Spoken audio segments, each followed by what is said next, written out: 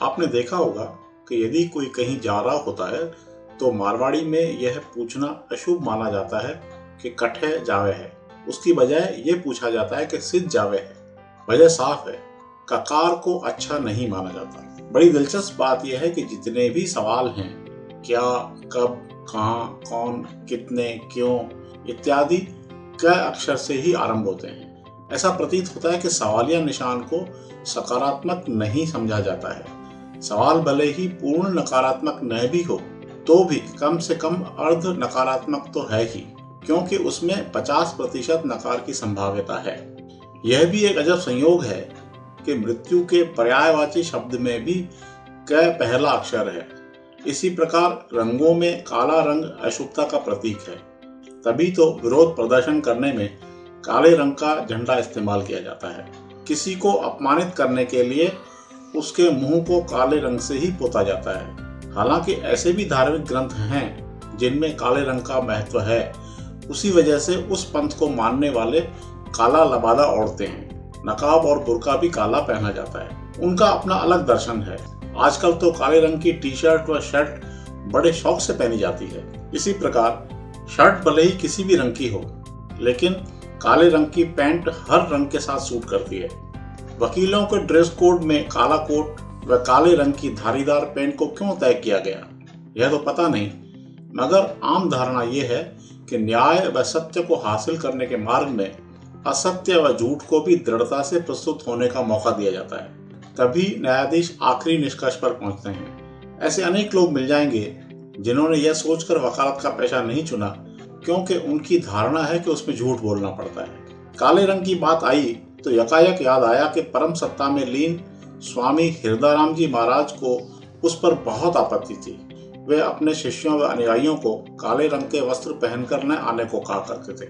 उनकी मान्यता थी कि काला रंग मनुष्य में नकारात्मक विचार पैदा करता है। इसी कारण उनकी कुटिया में आशीर्वाद लेने के लिए जाने वाले लोग अमूमन सफेद रंग के वस्त्र पहनकर जाते थे। आज भी वह परंपरा कायम है। हमारे यहाँ शुभ कार्यों में शिरकत करने वाले काले रंग के वस्त्र पहनने से परहेज करते हैं। परंपरा है कि नवविवाहित जोड़ा कुछ समय तक काले रंग के कपड़े नहीं पहना करता। रंग विज्ञान के जानकार पढ़ाई में काले रंग की स्याही इस्तेमाल करने को अच्छा नहीं मानते। उसकी बजाय नीले रंग की स्याही काम में लेने का सुझाव देते हैं। काला शब्द इतना बुरा है कि अवैध तरीके से कमाई हुई पूंजी को काला धन कहा जाता है। इसी प्रकार किसी पर प्रतिबंध लगाने के लिए उसे ब्लैक लिस्ट किया जाता है। दुनिया में काले व गोरे रंग का भेद कितने सालों से चल रहा है। गोरे अपने आप को अधिक श्रेष्ठ मानते हैं। हालांकि ब्लैक ब्यूटी की अपनी महत्ता है, मगर सभी लड़के लड़कियां गोरे रंग के विपरीत लिंगी को पसंद करते हैं। कैसी विचित्र बात है कि ग्रहों में दंडाधिकारी की भूमिका अदा करने वाले शनि, जिनके प्रकोप से सभी डरते हैं, की प्रतिमा काले रंग की ही होती है। उन्हें तुष्ट करने के लिए काले रंग के कुत्ते को रोटी खिलाने की सलाह दी जाती है।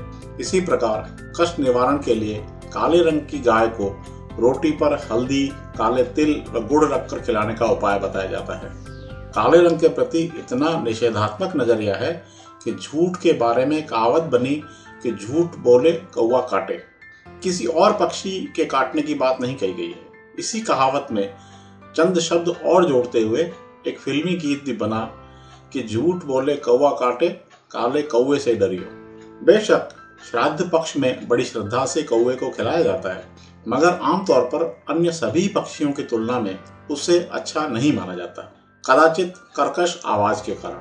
कोयल भी काली होती है, लेकिन अपनी मधुर आवाज के कारण सुखद एहसास देती है।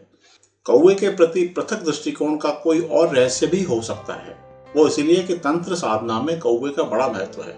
सामुद्रिक शास्त्र में तो बताया गया है कि कौवा मैथुन अत्यंत गुप्त स्थान पर करता है, मगर यदि किसी ने देख लिया तो उसकी 6 माह के भीतर मृत्यु हो जाती है। एक मारवाड़ी गीत में बाबा रामदेव की बहन सुगनाबाई अपनी बदकिस्मती के लिए उस ज्योतिषी को, जिसने उसकी कुंडली बनाई, उसके लिए सवाल करती है कि उसे काले नाग ने क्यों नहीं काट खाया। इन सब से इतर यह भी बहुत रोचक है कि सर्व कला युक्त अवतार श्री कृष्ण श्याम वर्ण है, फिर भी आकृष्ट करते हैं। कुल जमा बात यह है कि क अक्षर अभिशप्त है, बावजूद इसके काला रंग अनिवार्य है। सफेद रंग की महत्ता भी काले रंग की वजह से ही है। सफेद रंग काले ब्लैक बोर्ड पर ही उजागर होता है।